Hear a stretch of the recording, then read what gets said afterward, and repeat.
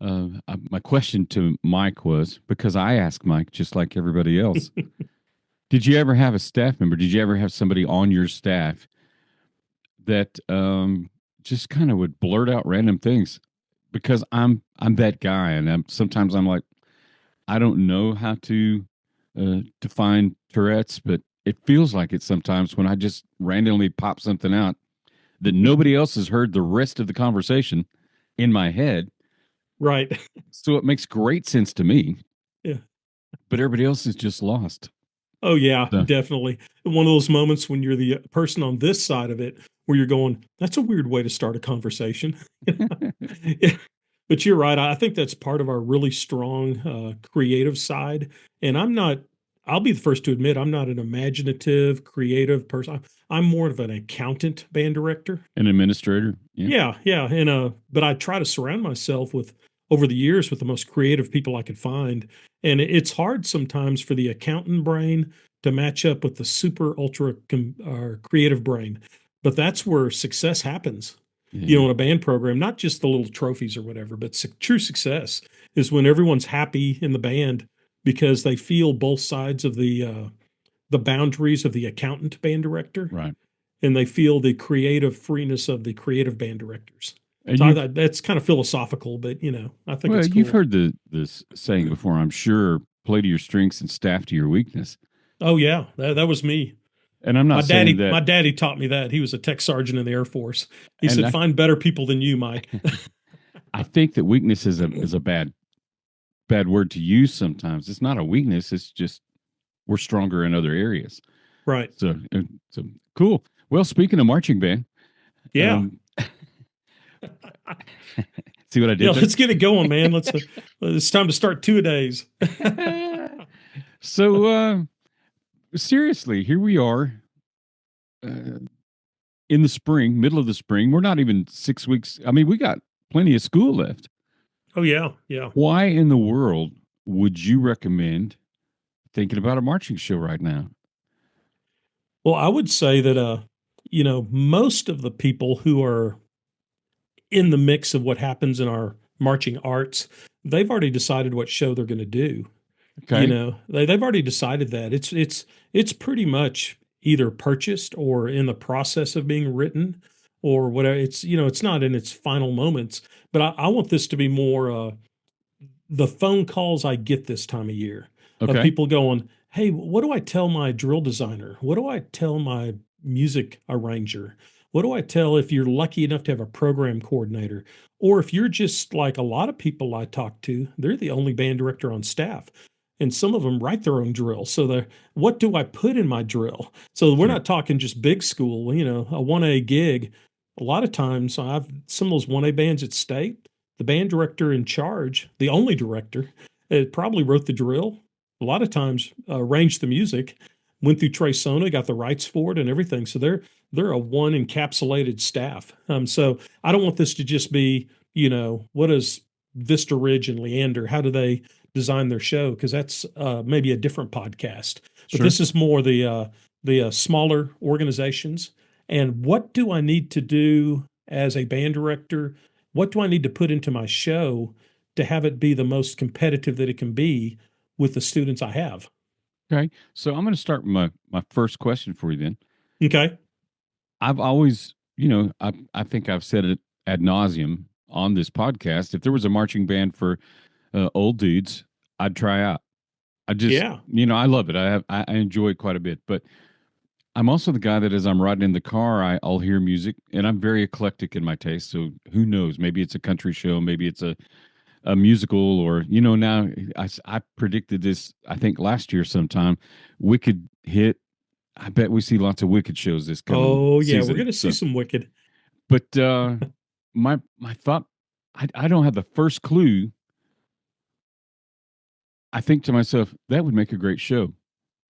So if I'm at the smaller classification school like you're talking about, what do I need to think about? Would that really make a great show, or is this just music? You know what I mean? How do you determine the practicality of something you want to do as a show?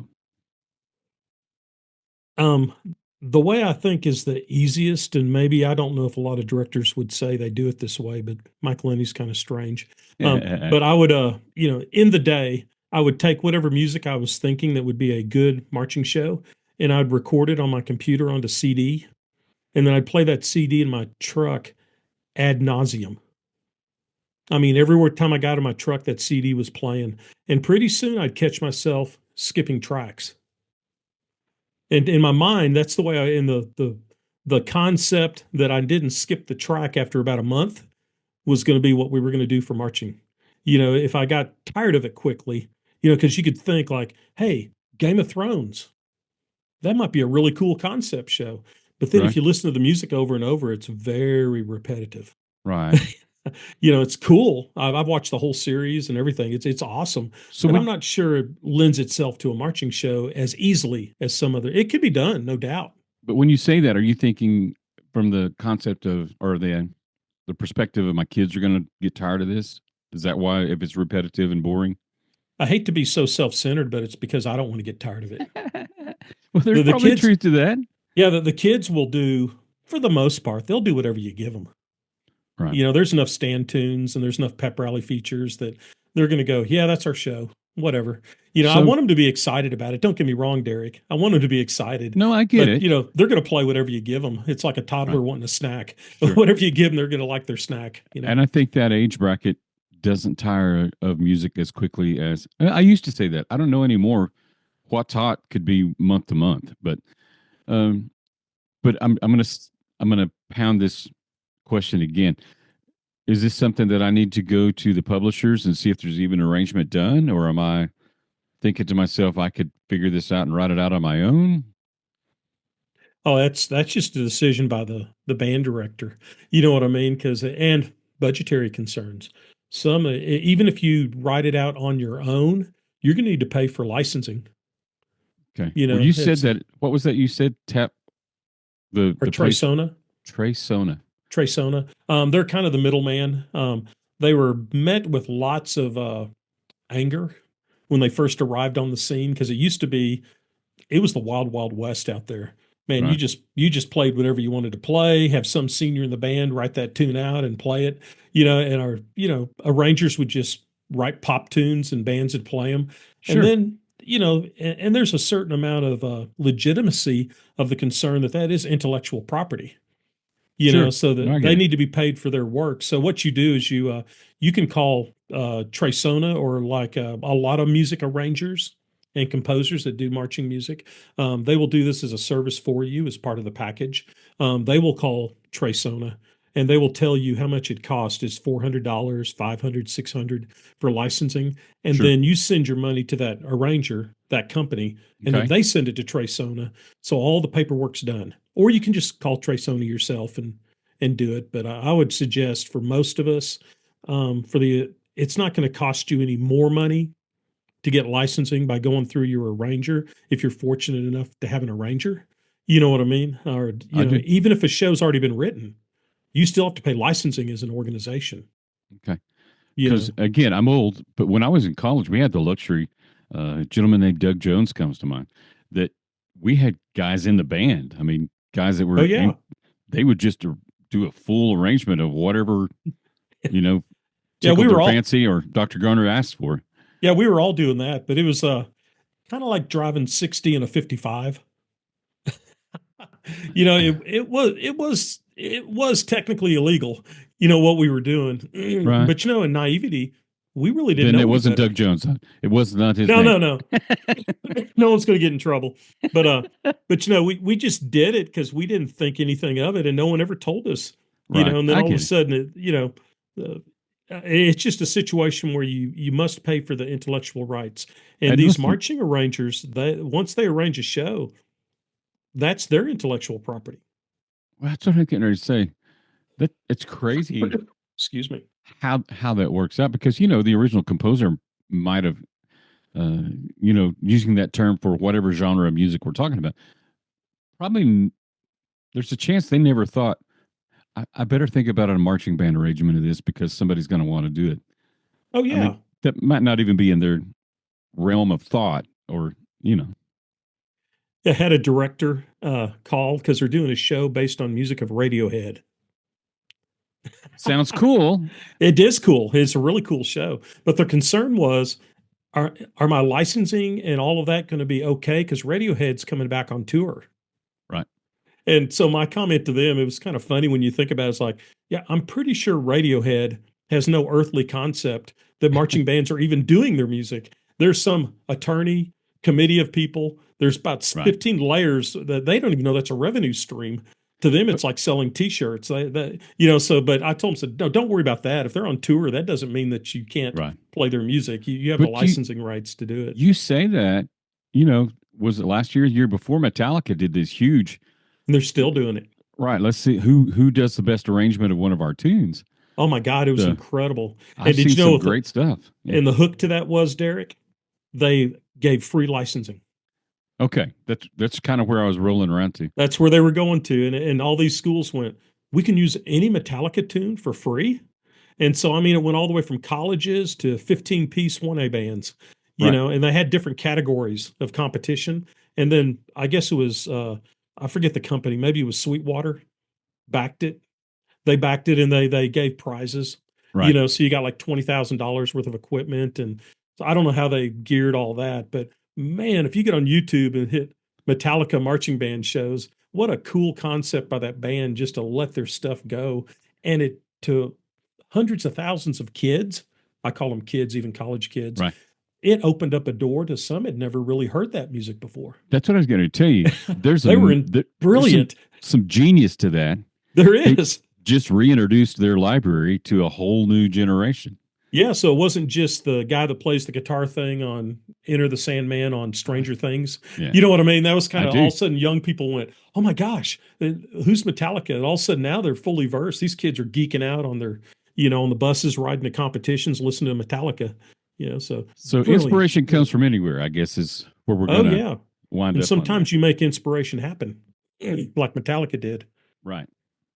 But Okay. kind of going into that, once they've decided their show, now we've got to figure out what do we do musically and what do we feature, what do we not feature, what do we do drill wise in order to have the most competitive situation. Not to be so dry about it, but my accountant band director mind goes through all the rubrics on the sheet, and everything we do, music and marching, must fit all those rubrics. Okay. That's how we garner enough points to get a first division, and then to, if we're fortunate enough, to do well at area, make finals, and slip out into the state contest. But it's a game of points. Sure.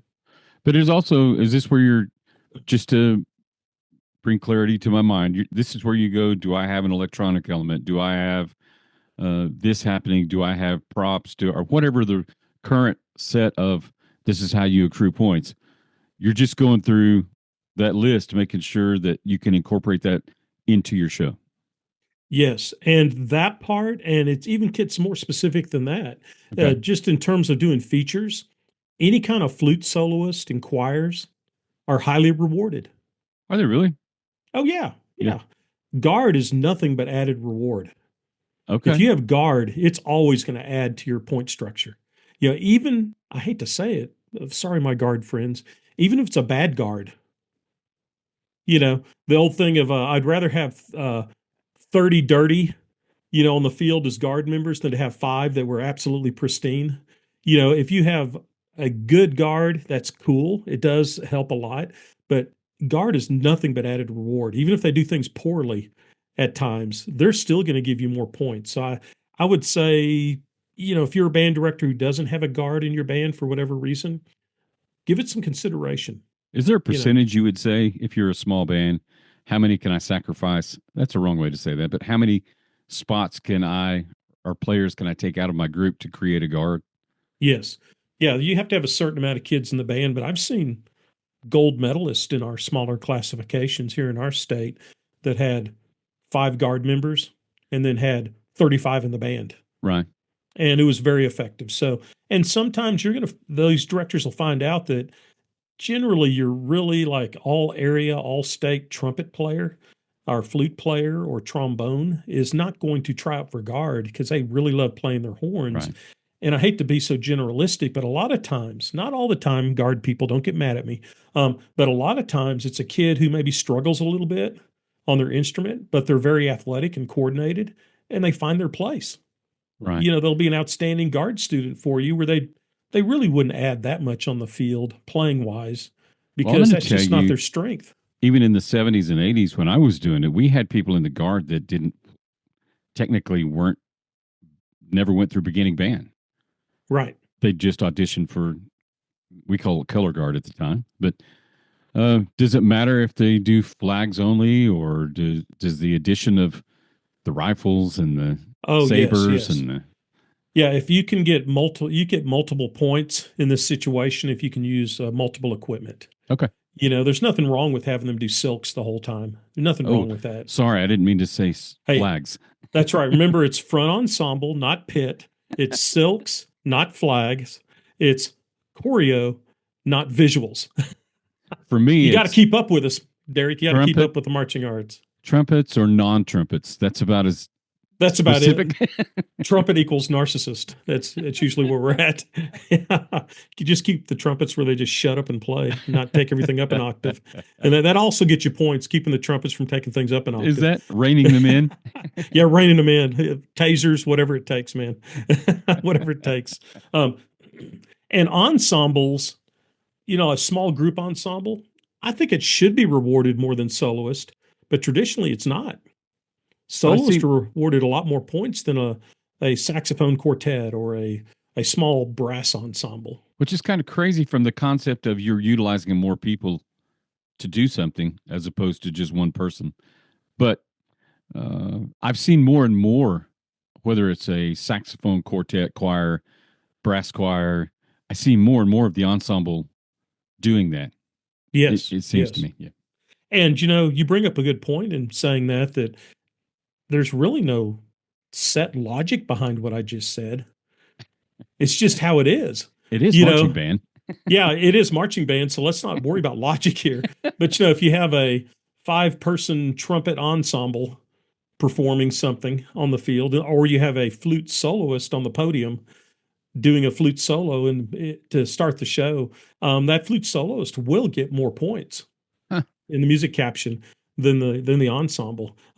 And I don't. That's not 100% true. So guys out there, don't kill me. But I will. I'll stand behind that. Right. You know, because I've seen it happen. I've seen it happen over and over and again. Okay, if it's a high brass feature, let's say mellophones, trumpets. If you have the ability to get a few kids to know how to double tongue, I mean, that's like automatic points, man. I mean, you might it's like I don't know why judges just like oh my god, but you know if they can do some you know just some little something in there, and I know that's a tough thing to do, but it does get points. My high school band director, how he got us to double tongue. I always thought this was brilliant. I tried with my Wiley kids, but he would tell all the brass players anytime you play the fight song, play every note with a K syllable. You know, ka ka ka ka ka ka ka ka ka ka ka ka ka. And as if you did that long enough for the whole season, pretty soon your K articulation matched your T articulation. So then all of a sudden he'd say, now just go taka taka taka taka taka. And every Right. kid in the brass section could double tongue to a certain level. And the really strong players could do it really easily. But for you guys out there going, I don't have time to teach double tonguing, you're probably correct. Just tell them to play the fight song because no one cares. Or Hey Song or Hmm. Land of a Thousand Dances, something that no one gives a rip about. Let them And teach just tell every brass themselves. Yeah. players, yeah, teach themselves, just tongue with a K. Okay. That's crazy. That's funny. And anytime you feature trombone, I would, this is just me, trombone moments should sound powerful. There's no such thing as a delicate lyrical trombone feature. Trombone features, baritone features, need to be Cro-Magnon. They need to be brainstem oriented. Medulla oblongata, not frontal Medulla cortex. That's oblongata. right. That's funny. Hakuna Matata to you too. But you know, and I know there's some really fine trombone players that are featured on lyrical, pretty moments. But 9 times out of 10, man, if it's a trombone feature, man, it needs to be out there. It needs to be in your face, Right. you know, kind of moment. I was gonna throw Malagueña at you, but that's the only one I can think of. So Oh yeah, but the good arranger can pick music of Radiohead. Right. And a good arranger can find a spot that, hey man, I've got a really good trombone section. I've got a really good trombone baritone section. And they'll go, cool, we'll put a feature. Right. It doesn't have to be the original music. They can just insert a feature that's melodically compatible with what just happened. And Right. it's nothing more than in competition, it's nothing more than a point grab. It's like, All right. look at what we can do. We can do this. All right, check. Let's go to the next thing. You know, Sure. And um, am I wrong? Is it one of those things that even as an adjudicator, don't have to, unless it's really bad, you just kind of go, oh, yeah, that was nice. And you can move on without having to stop and go, did that meet the criteria? that is, I mean, and it also helps because let's talk about like area marching or state marching. And you're at that level, you've got to do something to make yourself stand out from the others. Differentiate, right? Yeah, because there'll be like in some of these areas, there'll be 35, 40 bands in prelims, which will take like 12 or 14 to finals. And then like, I guess 8 go to state, so you've got to do something. So if you've got a Haas trombone section that can do a feature and you've got a beautiful flute soloist melodic thing, and then you've got some double tonguing trumpets and mellophones and incredible percussion section and a front ensemble that can knock it out of the park, you give them all their spotlight moments so that it's like they go, hey, remember that band from so and so? Right. Oh my God, that was a good band. That's where I You was know, getting ready to go back to. You got to do something to make them remember you. You could be oh great yeah, and forgetful, yes, or yes. not be remembered. I guess. Yeah, you're exactly right. You can check all the boxes, and at the end of the show, the contest, the judges might be going, "What band was that?" They'll see the name on the deal, so they gave them points like at 8:30 in the morning, and now it's 8:30 at night, Right. and they're going, "What? I don't remember now anything about that band." The only way I could make that work as an area adjudicator was I took 3x5 note cards, and I put the name of each band, the colors of their uniforms. And then as they started to do their pre-show, I'd write down the name of their show, and I kept all those cards in chair order. And I'd Oh, put I the see. points on Yeah. the cards. And so on the desk, I'd have them next to me. And it'd say, well, that band was better than, and I'd put things on there like, amazing guard students or amazing trumpet soloist or so, just something to make it memorable to me. So I've actively forced myself to remember the bands, but you can Right. still fly under the radar if you're not careful. You Sure. got to do Okay. something to stick out. So ensembles and soloists and all the. How about, it seems to be a thing lately. How close to OSHA guidelines can we get with our props and where those ensembles and soloists actually play? Oh Is yeah, that that comes into the drill part. You have to stage them. okay? You have to stage them to where people in the audience know exactly where to look. It's kind of I don't know, it's kind of frustrating as a judge or an audience member. Have you ever got yourself where you hear a soloist and you spend like about 15 seconds trying to find them And you and you still can't loot, find them? All of a sudden the right? solo's over and you're going, it just happened. Where was that? And then you see a So kid that's up running to across you. the field. There Yeah, he is. it must have been him or her. So you're right. Design wise, that has to all fit. Everything you do design wise, and this is the hardest part, has to adhere to the musical integrity of the show. It all has to fit somehow. Right. I said do this for a point grab, but it better have some connection to the rest of the show, or it becomes like a dartboard thing. It's like, Right. well, we did this, this, this, this, this, and this. What was your show? I don't know. We Yeah. just did a series of features and we were finished. But yeah, make sure to stage, and you're right with ramps and staircases, and it gets kind of crazier and crazier. But even in most bands, something is simple. And I'll tell you what, you don't have to get fancy about it. You can have a rolling stage little thingy that's about 4 foot by 4 foot with wheels on it, and it's only about 2 feet high, where they can actually Right. step on top of it, and just make sure there's lots of space around them when they do the solo, and keep it within the 30 to the 30 front half of the field. Right. And as long as there's space, you know how it is with graphic designers. Graphic designers are real smart when they build posters. They build space around the most important thing they want you to look at, Right. and it's the biggest font. Sure. So you go shunk. So it makes you lock into it. In fact, in a really well designed show, you know who the soloist is going to be before they play a note, because you see it forming Right. on the field instead of looking and chasing And I after don't. them. And this speaks to that point too. That a lot of times I've seen people use their guard to surround the soloist, almost like a everybody look here. We just made a semicircle, or we're pointing our flag towards. You know what I mean? They use Yeah, other elements to create a stage. yeah, and to use the a large portion of the guard, that is effective. But nowadays, a lot of times they'll use like the guard captain to do some sort of guard solo while the other solo is happening. Right. So They there's a kind of visual solo there's happening a at the same visual time. Yeah. aspect to it. Yeah, so it kind of draws your attention to it. I mean, I was at one contest where they did Malagueña, and there's a trombone soloist, and but the judge next to me, we were in a press box. There's these big pillars, and so he goes on and on about how, oh my gosh, why is that trombone player sticking out? They're above the rest of the band. So this is unbelievably out of balance. When finally I reach over and I grab his head and move it, and I go, it's a soloist. And he goes, oh, good job, trombone Great soloist. soloist. It's because I could see it, but he couldn't see it because of that Right. post.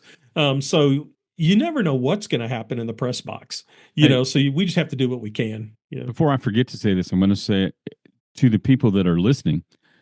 This is also a great time of year. I see right now, even on Facebook or other social media, where groups are selling off last year's Mm-hmm. props and whatever you call the platforms, and so Yeah, they can get this year's. stages, So front there's sideline probably drops. a decent deal out there if you'll just kind of look for it. Or you may know, Mike, of another place where people list that stuff that they're trying to get rid of so they can get more stuff. Or Yeah, there's actually Facebook pages, where you can go on to you can buy Thor's hammer. It'll be like a big stage where it's like $3,000 they paid for and they're selling it now for 800. right, But the kid can actually stand on the hammer. You know what I mean? It's huge, sure. kind of thing. So it's So but what I'm there's saying, deals out there. There are it, deals out there. You don't have to go broke. or go find your parents or your FFA guys and hope they get close to what you were seeing in your mind. You can probably find it already made at a reasonable price as long as you go get it. Yeah, I've So always joked about if I was a multi-millionaire and had the warehouse space, wouldn't it be cool to just be the provider of all props needed in your state? right, Where they just right, call and say, "Hey, I'm doing a show based on Thor. Oh, have I got a deal for you? You can right, rent these props for this much money this year and deliver them, charge for delivery, charge for rentage, and then right. it comes back and you just store all the props because it's the same 50 shows." Got it. Yeah, Or they're different, but the thematic material right, croppage can be pretty close. the visual things could be adapted to several different Oh shows. yeah, oh yeah, no doubt about that. Some things to think about. This happens a lot. Bands, they don't have to play more than 30 or 45 seconds, broken up by feature. Because sometimes it'll have it where the band just plays and plays and plays and plays and plays and plays and plays. And our kids, with the amount of choreography and body movement that's involved now and the amount of physical stamina that's needed, oh my gosh, they're playing 160 beats a minute sometimes. And, I grew up first in military, 120 beats, and we just marched 6 to 5 up and down the field. That was not a huge physical demand as what they're doing nowadays. But sometimes we kind of try to keep that military tradition of play all the time, Right, and it doesn't work. You've got to give them recovery time where they play and mentally, physically, and musically and lip wise, they've got to be able to have time to recover by having some sort of feature built in. Allow them moments for that, especially for your brass players.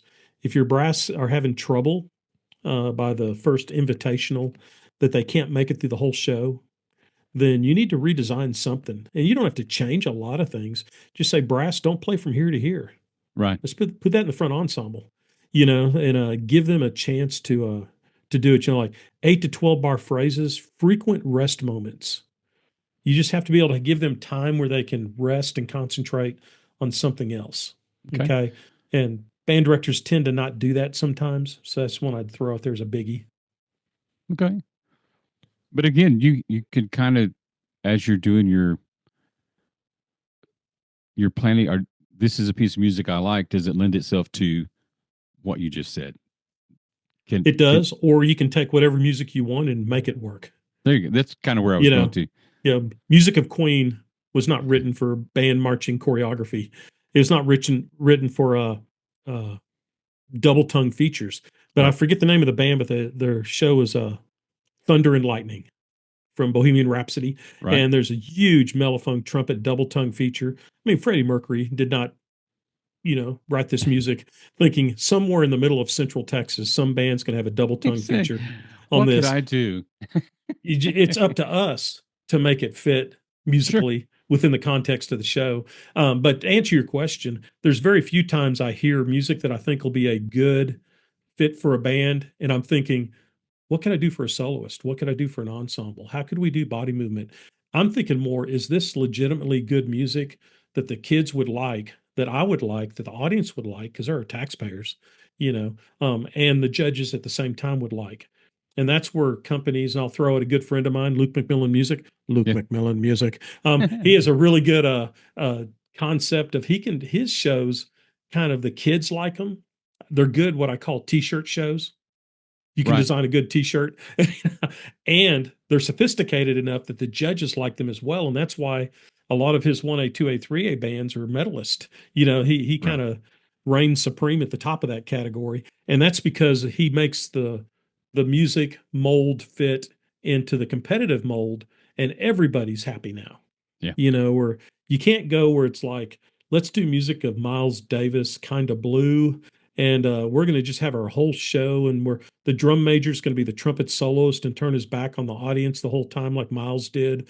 Come on, man. Yeah, Right. yeah. I got it. They'll go, we got the worst band there ever was, even though it might be incredibly musical what they're doing. Right. So you got to please the people out there. Yeah, Well, I 100% agree with that. yeah, And I was around at the time period where some of this was shifting when we went to the almost the concert band feel of music, and parents in the stands were going, what is this? yeah, What's happening here? And I'm not saying there's a right wrong, so please don't pigeonhole me to one side of that argument or the other. But the more you can make the audience, and by and large, or as it's just a fact, adjudicators are part of the audience. If you yeah. can make them go, ooh, or Hmm. wow, then that's probably a goal in my Yeah, simple and there. brain. Oh yeah, no, no, you're exactly right. And I'd call it a conspiracy theory in a good way, but there seems to be I've noticed the last 4 years, UIL has started. That's our governing organization here in In Texas, Texas, right? and they've kind of veered back to powerful sounding bands are now given a little couple of bonus points because Okay. we went through a system for a while, about almost 15 years, where you'd better just be a concert band on the field. If anyone plays above a certain level and it's not a concert band balance and blend, then we're in trouble. Now Right. it's kind of I guess, morphed into a situation where we have these really big, powerful moments, and then interspersed with beautifully lyrical musical features. Sure. So I just everyone is seen and heard, but it is different. I like it. I like it when I go judge now because bands are starting to kind of open up a little bit more, and not in good ways, but right. people aren't scared. They're not afraid to. They don't feel like they have to fit in that box. Right. But could that be, and I'm not, this is a short rabbit trail, but because we'd gotten so out of control, I mean, just please make a musical sound as opposed to, because my directors used to say, I want you to pin people against the stadium Oh yeah. seat behind them. And so we'd kind of gone all the way over on that side of the pendulum. Then we swung back to the don't offend anybody side of the pendulum. And now I think we're coming back to a healthy, maybe in the middle. Uh, I would agree with that. uh, And I think we all follow from our big brothers in DCI. right, It's kind of like the fashion industry. No matter you buy a shirt at Walmart, and the color of that shirt has been influenced by designers in Italy. It's right. just filtered through the system. They I didn't used to, design that shirt in Walmart, but that certain color has been knocked off and bought. And I think DCI has done that for us. They're the designers in Italy. You know what I mean? The fashion designers. And sure, we've taken what we can to utilize in our program. And it's the way they've been going as well. They're right. starting to get more into that. Let's have some meaty sections in this show where we just kind of have people go, "Ooh, that was really nice." Kind of the hair stands up on your arms kind of moment, But see, I even for feel that just way about their volume. warm ups. Yeah, yeah. But okay, And one way to get your band to do that, here's just kind of a freebie band, kind of a hack. If you want to teach your band to project really well, have them, and every school has a brick wall somewhere, right? You know what I mean? I would always have my band line up in concert arcs right in front of that brick wall where the band hall is. And we'd have them play about a mezzo forte, then we'd increase it, increase it, increase it, increase it. There's something security wise when they hear the sound reflecting right back at The them. slap back, yeah, Yeah, that's different than being in the band hall. In the band hall, you can't hear anything when they play loud. I right. mean, it's just white noise. You know what I mean? It's almost impossible when you have 160 kids in a band hall playing. But if you get them outside, there's enough resonance around you, or not resonance, enough dead space around you where you can hear that slap back. And and then you try convince them, not try, you got to convince them. You've got to know how your face feels and your body feels when you do that. Then you take them to the field and you circle them up on, I call it the soccer circle. You know, Right. every I got it. almost every field turf has a soccer circle. You kind of get the band set up on that circle, and then they play, and then you have them all back up like 8 steps. And they play, and then 8 steps, and they play and say, now don't change how your body and face feels. Remember exactly how that balance was, even though now you can only hear kind of the people in front of you and to the side, but you can't hear the whole band. And that's Right. a real easy way to get them to start to project and feel comfortable doing it instead of just yelling at them to play louder. Well, you You know know? that the truth of that, it is a muscle. Yeah. And if you don't exercise it at full capacity, it's too late when it's day of. You can't just automatically make it through a whole show, Yeah. with that power. It's muscle memory. I equate it to when I work my band to if it's like you get up in the middle of the night and it's dark and then you go to turn the light switch on. Isn't it amazing how we know exactly where You the know light where it switch is. is? Yeah. You know, we don't feel along the wall and go, oh, where are we at? Where are we at? Oh, here it is. We literally just walk around the bed and just go, and we know exactly where it's at. That's muscle memory. Right. And so our face and body have to memorize the muscle memory of that big chord in that cool opener. You know, Right. that's what my face feels like. And that might be a little oversimplistic, but it's worked for me. Hey, that's You know, cool. yeah, they just have to know how their face feels, That and they was they just replicate it. that's probably worth the price of the podcast today. Yeah, That's good probably stuff. so. Probably so. I hope Good so. stuff, man. And their job on the field, and this is another one that I hear band directors all the time say, listen across the band, balance, blend, listen across the band. That's impossible Right. on a marching field. It cannot be done. If I'm a third trumpet player on the back hash and the low brass is on the front hash, 40 yards from me, to listen to them in balance is absolutely stupid. Gary Okay. said So the we've directors have to work the mixing board. we've even had that I mean, that seems to fit into the lob the tennis ball conversation we had Oh, of yeah. phasing, or whatever the technical term is these days, that you can't do that. That's not how that works. No, it's not how it works. And we have to, as a director or staff or whoever's in front, drum major, they have to work the mixing board. They work the faders. You know, Right. so we need more trombone, or we need less French horn, or we need more this, we need more flute clarinet. And then the kids have to trust you and memorize how that feels. And they have to replicate that like a 3D printer time again, time again, time again. They don't listen for the French horns. I'm now I'm on my soapbox, but I think that's one of the main mistakes I see at marching contests is directors trying to get their band to balance and blend by listening to each other, and that's great inside the band hall. But Sure. when you get on that 100-yard stage, oh my gosh, it's physically, mentally impossible. All you, I don't know about the rest of the guys out there, but when decades ago when I marched, all I could hear was the trombone behind me and the trumpet on either side, Right. and I hear a rat a tat tat somewhere in the distance, and Right. that was it, because that's just how it is, so don't fool yourself into thinking your kids can hear the whole band like you can. And I'll get off my soapbox now. All right. It was a good Yeah. stand, though. Good for you. Okay, all right, good, good. And then one big issue that bands, and this happens in concert band too, but they'll play long sustained chords somewhere, and then it's completely obvious when bands do it without a plan. In other words, they just told their kids stagger breathe, Right. and the kids they just breathe whenever they run out of air. And I try to equate that if I'm like long distance driving somewhere to clinic a band, I tell them, said, would it make much sense if I just drove my car till it ran out of gas? And then I go, well, guess I need gas. Hmm. Now I'm in trouble. I'm on the side Right. of I-20 and I'm 20 miles away from a gas station. And now what have I done? Said air is the same thing. It's your fuel. And y'all are playing until you literally run out of air and then you take a breath. And I've tried to convince them, and most bands will go for it. You've got to sit down and make a plan that Derek breathes here, Mike breathes here, other trumpet breathes here.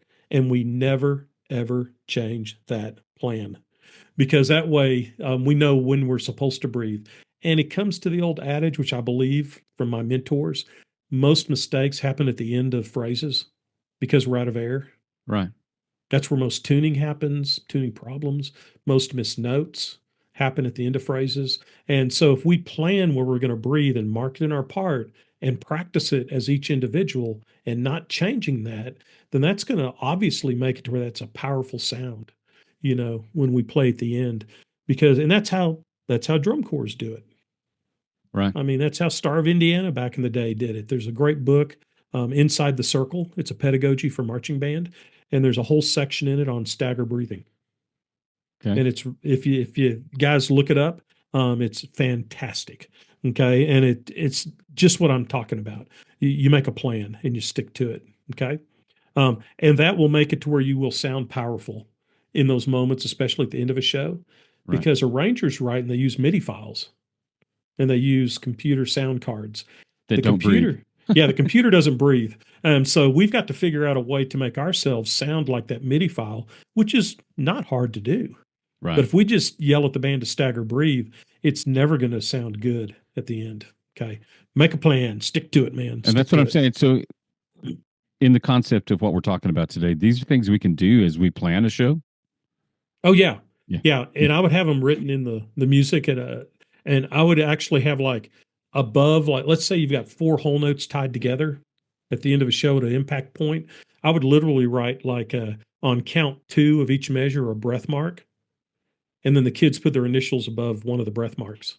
Okay. Does it make sense? Yeah, it So does. Yeah. all four breath marks are there. But it's an okay, everybody get out your pencil.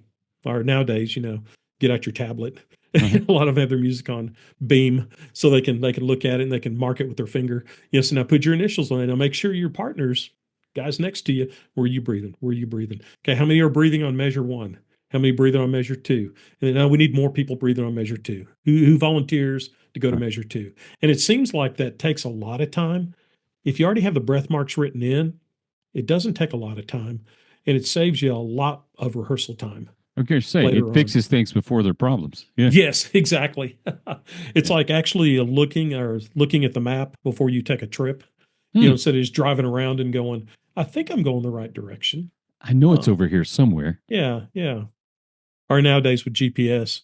If GPS Here's doesn't work, I can't even find United anymore. I can't find my grocery store.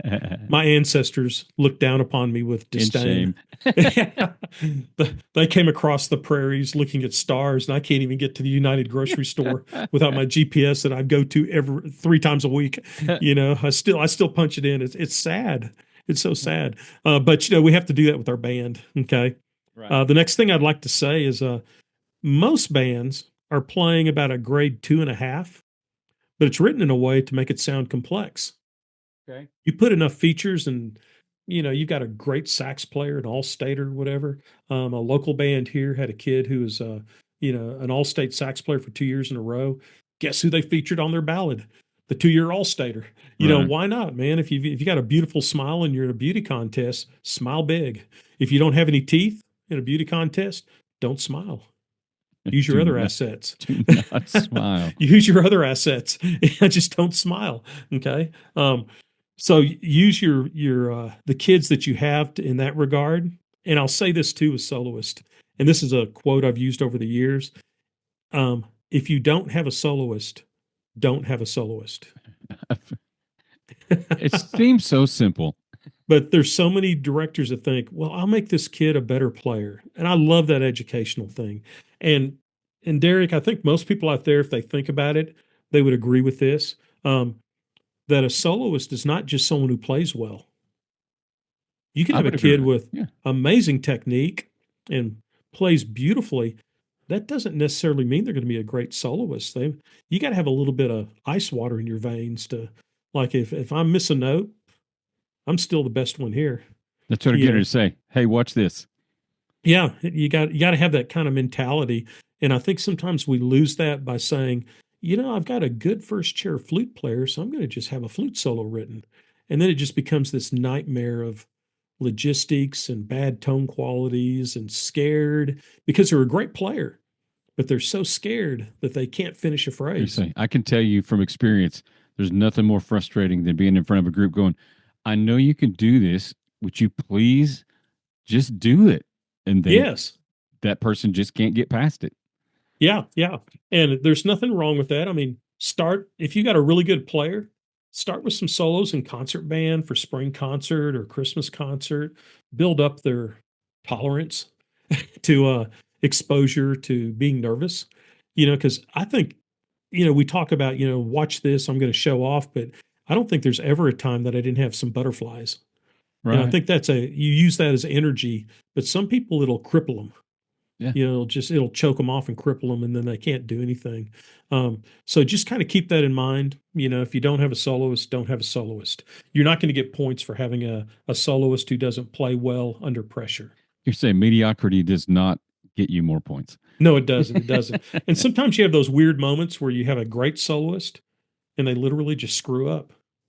I had that happen in area prelims one time, and I'm on the sideline. So the first thing when they came off the field, the girl's name was Miranda. I went straight to Miranda, and it's like a coach with their field goal kicker. Right. You just give her a little hug and go, it's good. It's good. We're going to have another chance. Right. We're going to be in finals tonight. I feel it. We're going to be in finals. And man, she played amazingly that night. So sometimes you got to kind of coach them a little bit and kind of make eye contact, tell them everything's fine. Said that a few mistakes in the solo is not going to kill us. Said we're going to have another chance to do this, or just let them know that you care about them Right. and that you appreciate what they're doing, because that does happen. And I don't know about you, Derek, but that's happened to me before when I've played a It has solo. happened to me. Yeah. And then you come off the field or after the concert going, "Holy crap, that was bad." Right. But So what did I just do? I've also used this phrase. I just want you to know at the end of the day, our result is not going to be because of what you did or didn't do. Yes. You're Yes. part of a band. We're still a band. It's not you. We God, if you don't do this right, we're not going to make it. So Yes.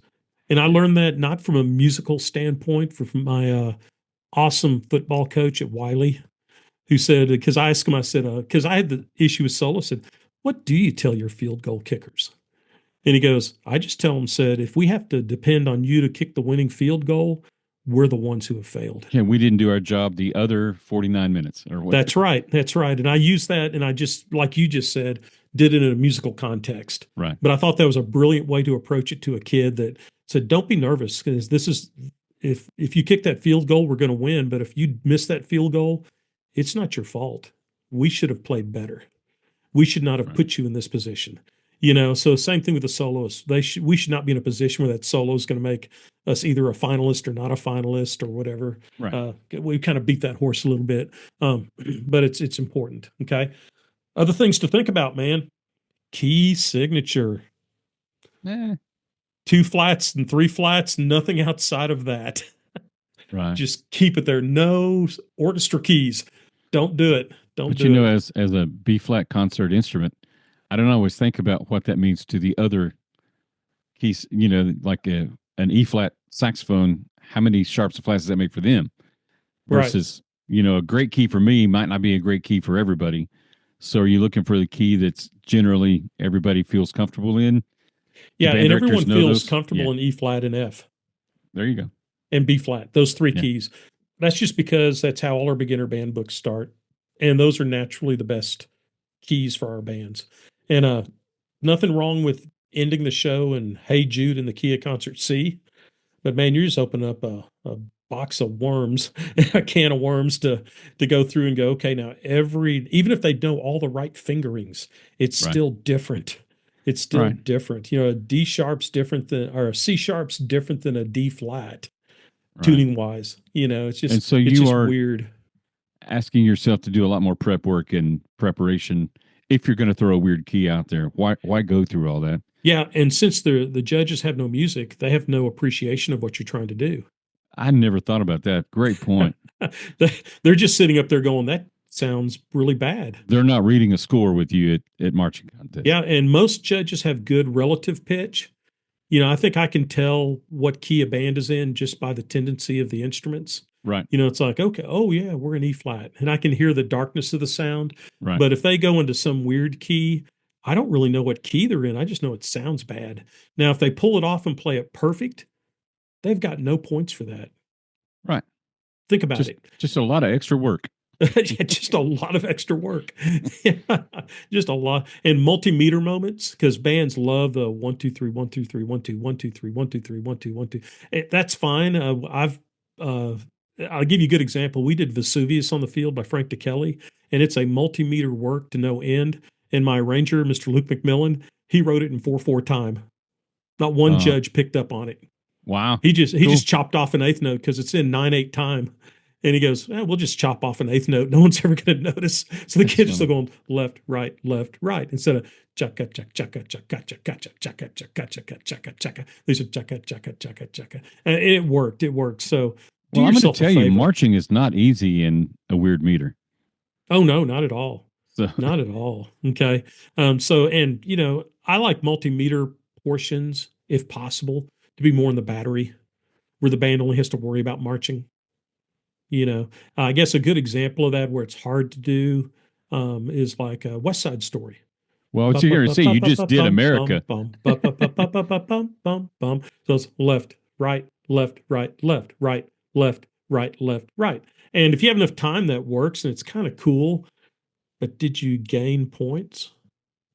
Not really. I think it's such a well-known selection that the judges aren't going to go, wow, what a cool job of marching in multimeter. They're just going to go, hey, they just played America. Who cares? So be careful about that. You just got twos in America. That's right. I took your rating in America. And I think a real common thing to try to make sure that your arranger knows, especially if your band is more on that line of we're rebuilding or more of an average band and we're just trying to get things done. Make sure the parts are written in the middle of their playable range in the sweet spot, just like on a bat has a sweet spot. There's a trumpet, a trombone, a flute, a clarinet, a saxophone. They have a sweet spot to where they can just play with the most confidence.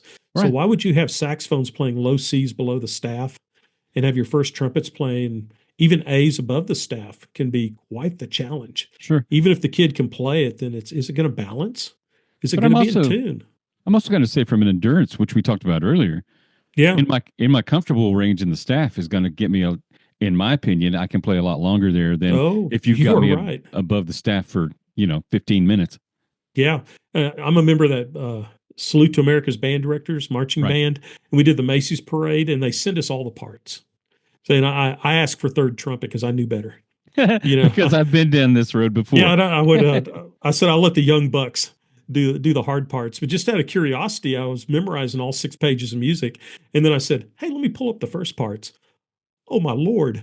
I couldn't get through the first page without having to stop and make a sandwich and take a nap. And I marched in that parade. I'm playing my third part. Funny. I can play the whole dang thing for an hour and not even pause. But those young guys, woo. Make a sandwich and take a nap. But those young guys, man, they're just screaming D's above the staff and just endurance forever. And you go for it, boys and girls. Old man Mike's going to play his D in the staff. Isn't it fun to be at this stage of our lives where you go do that? Yeah, you knock yourself out. You be a hero. I'm just here for the turkey. I'm just here for the 15 seconds on NBC. That's funny. But yeah, so do that for your band because it might seem exciting to you as a band director hey, let's expand the range and it'll sound more full and big. It's really counterintuitive. The more you condense that range in, the more powerful they sound, the more confident they are. If you start spreading them out, then all of a sudden it gets real difficult. Okay. Tangent. I'm also the guy that prefers close harmonies over really spread out harmonies anyway. I think they sound more. I just think they sound cooler, for Yeah. lack of a better term. And at the same time, I think you're exposing yourself to all of the intonation issues the farther apart you spread your harmonies. Oh God, yes. Yeah. So, The more you spread your away from that sweet spot, yeah. the more uncomfortable they are. So they're going to play out of tune. They are. And I do like those close harmonies. The one thing I would say is like an additional band kind of a moment is when you have these big impact chords, and if it's not sounding in tune, take out the thirds. Take out the thirds. I've heard you Yeah, say just that make them before. power chords. Yeah. Yeah. The judge will. Look at you using guitar terms. Yeah, yeah, that's right. I heard that. I heard that on Power some of. chords. Yeah, I think it was on some movie from the '80s. I'm not sure. Spinal Tap. Yeah, something like that. But the tuning will be better, and the judges will, and the audience will fill in that third. Sure. They Our will. brains do it. Yeah. Yeah, if the rest of it's been in a major key, they're going to fill in that major third for you, and it makes it so much easier. It just has so much more power to it. Okay. I think another thing, and we can kind of go on forever, and we still got some time. Um, I always tried to avoid 90-degree slides. You'll see it a lot in marching band where they'll just literally go straight to the end zone with their upper body pointed straight to the sideline for X number of counts. The computer does it really well. I'm going to The tell on computer myself does. real quick. Oh, go When for I it. was reading your notes, I was like, wow, we got to play a D at some point, Mike. I thought you Oh, were techno talking slides. about avoid slides if possible. All right, you're fired. You're fired. I need a better host. Uh, but we do avoid low D's, by the way, because of that. So we do avoid our slides in that regard That's too. funny. But I would always have my drill writer, and not one judge ever picked up on it. But if it's like 16 counts going towards end zone side two, we would go 16 counts, but we'd end up 4 counts closer to the front sideline. Does it Okay. make sense Yeah, geometry wise? sure. So the kids weren't in a full 90-degree slide. They could actually facilitate that slide a lot easier. No one ever knew the Kind difference. of modified. Right. Yeah, just modify it. And definitely do not have the kids playing something technical when you're asking them to do severe body movements like that. Okay. And I see that happen. They're like, hey, this is the real cool part of the show. Let's do a big giant slide for 32 counts. Right. It just lends itself to lots of mistakes. Well, I also Okay. think that when you torque a body like that, you affect your ability to support a note anyway. Oh yeah, there's no doubt. So, Yeah, you lose. To me, you lose at least 20% of your breathing ability right. just by turning your body that way. It just kind of collapses your rib cage. And there, Right. we could do a whole podcast on body mechanics of how we fight that. And there's a lot of truth to it. But will most kids do 100% body mechanics to make that work? No, they're just going to crank their shoulders over and squeeze their rib cage And and this theme honk keeps popping back up in my head when I hear you talk. You could do that, but you're just creating a lot of work for nothing, for no added for bonus no in the. added Yeah. bonus. The audience doesn't appreciate it. The judges don't appreciate it. The kids are suffering. So now we're into the beating shall continue until points arrive. And Because it's I like, said so. yeah, and everybody's like, and the kids will believe you. They'll just keep trying it and trying it. But why do we make them do something severely uncomfortable and hard to do with no payoff? There's no payoff whatsoever in it. Well, let me ask you this then, Mike. I'm not trying to extend anything, but it just seems to me you have a famous saying now on the Ask Mike podcast of play what you can for contests, play what you want to for spring concert, and play what you wish you could in your band hall. But Right. as it And I applies to, stole that, by the way. That's not my well, saying, but I'll I still pretend attribute it it is. to you. Very good. Thank you, sir. Uh, play what you can on a marching field. Don't create. We're talking about looking ahead and planning a show. Don't over program whether it's physical movement, key signature. This is the time to put the brakes on and go, all right, what can we really do? How many freshmen am I going to have? How many people have ever marched before? If I'm going to pull some out for a guard because I've never done that and I need, so let's plan a show that we can do knowing all those factors. Yes, exactly right. Go. In fact, a good example, a little band that I was kind of working with, the director he had his field gridded by the field dots people. Right. And the blue dots are exactly 4 steps apart. And the red Okay. dots are the two steps, right? And then all the yard lines, hash marks, yard markers, everything. So I'm out there working with the band. I go up to the Barry sax player and I go, I bet you're supposed to be on a blue dot. And he goes, Mr. Lunney, you've got the whole show memorized? And I go, no, I just know that in your show, every single set, everybody is on a blue dot. On a blue dot. And it was, and they were at state marching. Yeah. Wow. Because the director knew this is what my band can do. You Right. know, get on a blue dot. There were no big, huge slides. There were no big, huge tempo changes. Took all the syncopation out of the show. It Right. was a kind of a spy show. It was kind of cool, but they took all the syncopation out. So the kids didn't have to worry about syncopating or anything. And it worked great. Staged the percussion, great little band. But I thought that was a great example of everybody's on a blue dot. Right. Every single set of the show. And it's your job. You're making them more successful doing things that they don't even think about. Right. You are And setting them up for success if you will play what you can, yeah, create a drill you can march, yeah. and And then if they do really well on it next year, we're going to explore the red dots. And in that same show, there was not one arc, nothing curvilinear in the whole show. Everything was triangle, square, block. So we're gonna explore. We have red dots too, and now let's put an arc. Oh my gosh. And all of a sudden they can do an arc. And the next year, now they're doing slides. The next year they're doing woodwind features. And it's like building with Legos. You do but one little nobody's brick going on to top write of on an another. adjudication sheet, man, I wish you'd hit some red dots. Right. Yeah. And you're exactly right. UIL is structured for the most part, at least at region, definitely at region, that you just want to play musically, you want to march well, and everything look and sound clean. And if you Right. do that, that's a first division. And that sounds overly simplistic. That's hard to accomplish, actually, to do all that. Right. But if you set yourself up for success by planning it correctly, Right. instead of, hey, kids, we're at a 2A school. I've got 95 sets in the show this year. And here we go. We're going to learn all these, Right. and it's beyond their comprehension of what they're used to doing. And I just got these charts from the Blue Devils. Here we go. Yeah, that's right. Yeah, you're exactly right. And just on kind of a side note to kind of finish up some things your drill designer might appreciate. Okay. If you have somebody writing your drill for you, if you're lucky enough to have that, make sure they have the correct MP3 files already converted for Pieware. So that make sure that whoever's doing your music, if it's you or someone else, that you give them the correct MP3 files. Because I don't know how many times I've seen drill and we're working on it with a band and it's not working. Then we realize that the drill writer wrote it on a previous draft of the music. And all of a sudden there's like 16 counts missing. Right. And sometimes it is the drill writer's fault. Many times it's not. Right. They're just writing drill according to what they have, and you forgot to do it correctly. I need you to help me, okay? I'm ignorant. Don't mind admitting that. So it's my responsibility before I send it to the drill writer. If he's only doing drill, okay.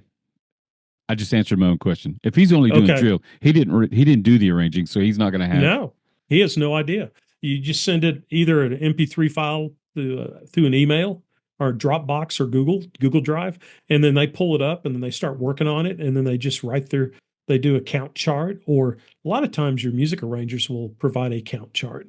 Okay.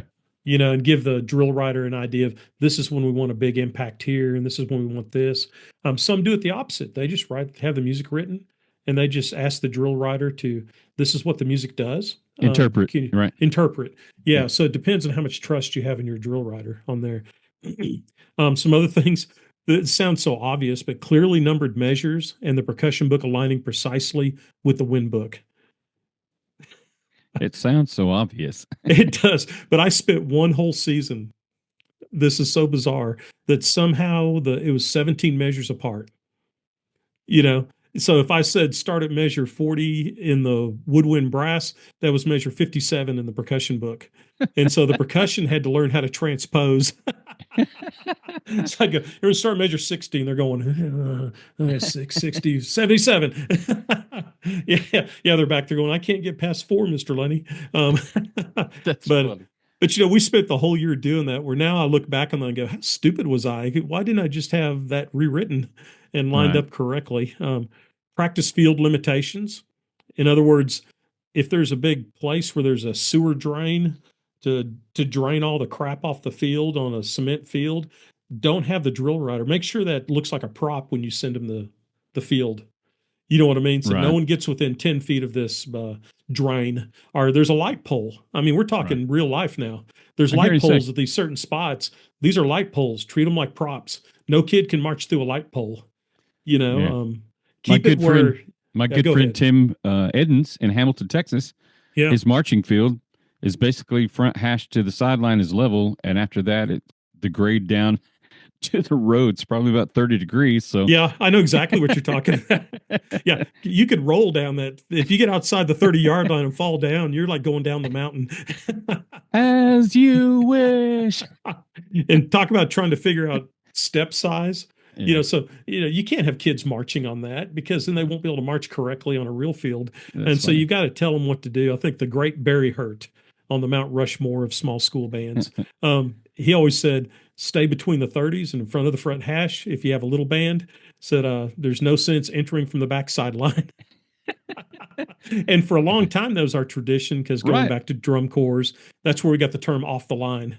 Yep. For a while, it was from the end zone side one. All drum corps entered the same way. Then they went to the back sideline. And so we copied that with our bands. It's kind of stupid, Yeah. so just have your band set up and play.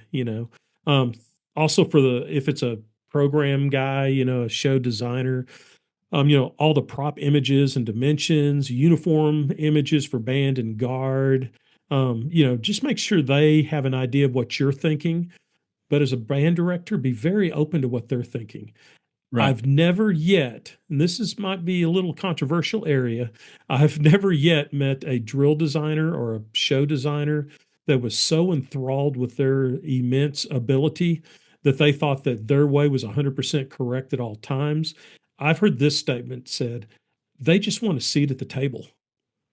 Yep.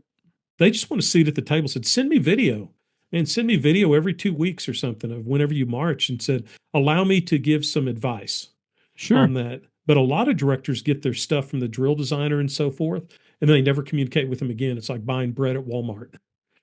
I bought my Right. loaf of bread at Walmart. I don't go back to Walmart and go, that bread was really good. Or I didn't care for that bread. It was a little Right.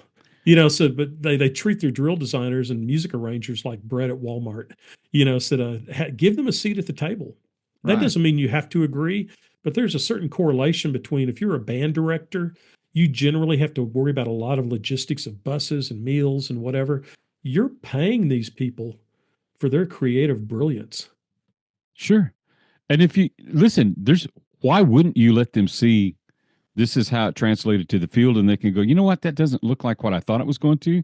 What if I mean, it's almost like having a clinician on retainer for what the drill looks like.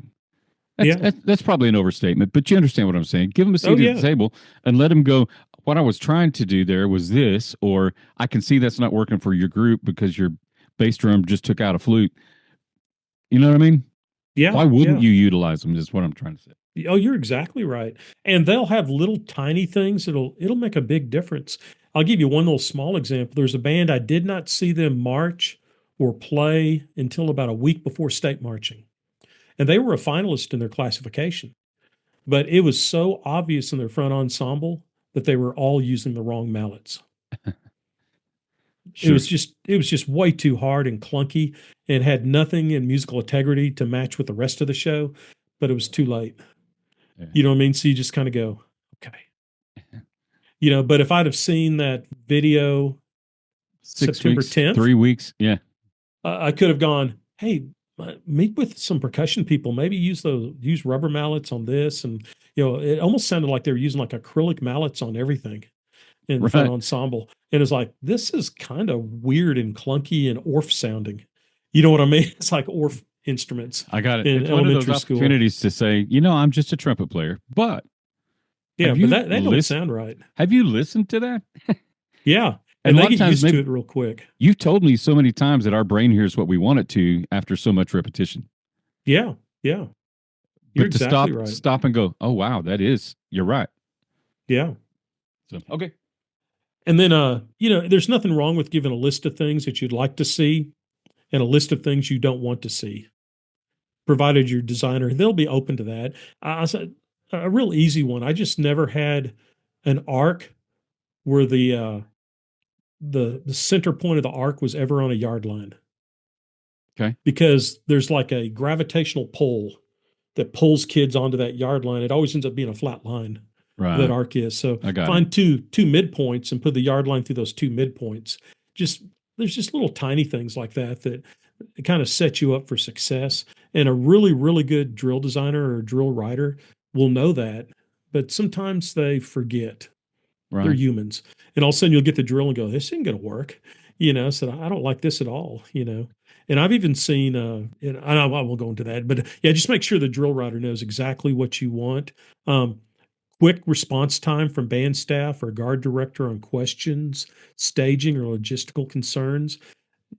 There needs to be a certain amount. It's not like they have to immediately respond to your text, but if you have a drill designer or a show program designer or a music arranger that doesn't respond back to you within a day, I would look for a different one. Okay. They Okay. need to build it into their day where they have like an hour and a half to where they can respond to simple questions.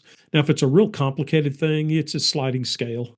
You know Sure. what I mean? But I've had so many bad experiences working with bands where, yeah, I've talked to the guy who wrote my drill, but man, I haven't heard from him in like 5 weeks now. They just will not respond, But even to if the what we're doing. response is, I'm in the middle of something big or that's really complicated, I've got your question. Let me get Hmm. back to you. And you know they're at least paying attention to you. Yes. And we all have that feeling, don't we? If you go Right. into a place to get a cup of coffee and they're busy, if they ignore you completely, doesn't that kind of irritate you? But if they look up and go, "Hey, let me finish this real quick, I'll be right with you," Right. And we then try to everything's teach our okay. people to say hello when they come in the door. Make eye Yeah, contact and say hello. just to acknowledge that they're a human, Right. and so we just have to kind of figure that out. And and one I put on here to kind of finish this, the correct number of bass clarinets actually was a problem. Because I wrote in the show we had six bass clarinets, we ended up only having three, and then that became this big issue because then you can't just throw three clarinets in there because now they're with the tenor saxes, bari saxes, Right. baritones. So it's funny, but try to make sure that your numbers line up, and that brings up the big issue with especially smaller bands. A lot of times we don't know who we have until summer band starts. Right. So make sure your drill designer, if you're lucky enough to have someone write drill, which I think even a college kid would write drill better than I would. You know what I mean? Because I have no concept even how to use Pyware or how to Right. even do that. I can teach it, but I can't write it. But just make sure that you have an agreement. So it's not a shock. And, Right. and I know drill writers on the opposite end that want all their numbers by May 20th, and there's no deviation from that. There will be no rewrites. And they've got the clientele that can pull that off. When I was at Wiley, we built up the band big enough that we just gave them the numbers and we just made it work. There was no such thing as a rewrite of Right. drill. But when I was in Electra and Holiday, oh my goodness, there were rewrites. Right. Because, two of your tubas move and go to somewhere else, and now you've got one tuba. Okay, we're gonna have to rewrite the drill, Sure. to make this work. So But I hate that for just the communicate, I communicate. hate that for the kids too because you seems like you automatically create alternates because you're worried about your numbers for next year that you have no control over. But I mean, it seems like you would turn in a smaller number. You don't give him every kid that you have that could possibly march Oh because then yes, yes. if you lose five, so you're automatically making alternates. You're You know, right, but the way we did it, which I don't, there's no perfect solution, but we would have our drill written, and then we'd have probably about 25 kids that were alternates, but they would be written onto the drill, and we had to really work hard with these kids to tell them what we were doing. But they would practice with us every day and learn their drill with the band, and then they'd march at our own big country marching festival. right? They just wouldn't march at UIL, but they were waiting for a kid to flunk in the band. So if a kid flunked or weirded out or moved, then they would get that spot and we would figure it out. And then we would always try to keep them involved. And it seemed to me, and I know this isn't every school, it seemed to me the parents were more concerned or pleased with if they were at the football game, they saw their kid perform. Right. I hate to say they didn't really care about UIL as I much, got it. No, because I got you're it. performing for a whole different crowd. So we tried to make it where those kids were completely involved. It wasn't they just sat down and played on their phones during rehearsal. So there's all different levels of that. And I don't want you to get me wrong, because I'm from the school of you could challenge in, or, yeah, I don't have an issue with that. But when that number of alternates gets up around the 40s, then I got a problem. yeah, But at the same time, based on all the things we've talked about today, you got to have kids to move props. You got to have kids to set guard stuff. You got to have, there's other parts to this marching show now that aren't playing and marching the drill. right. That's exactly right. Anyway, so I brought But up yeah, those are my million things to do. So you guys out there and gals out there, you get on it today. All right. right, and you'll have it done by next week. Life is good. That's right. Get it done. Get her done. All right.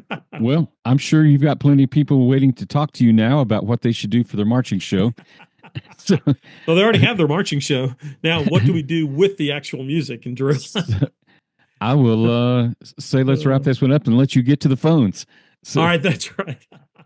Mike, have a great week. We'll talk soon. You too. Thanks, Derek.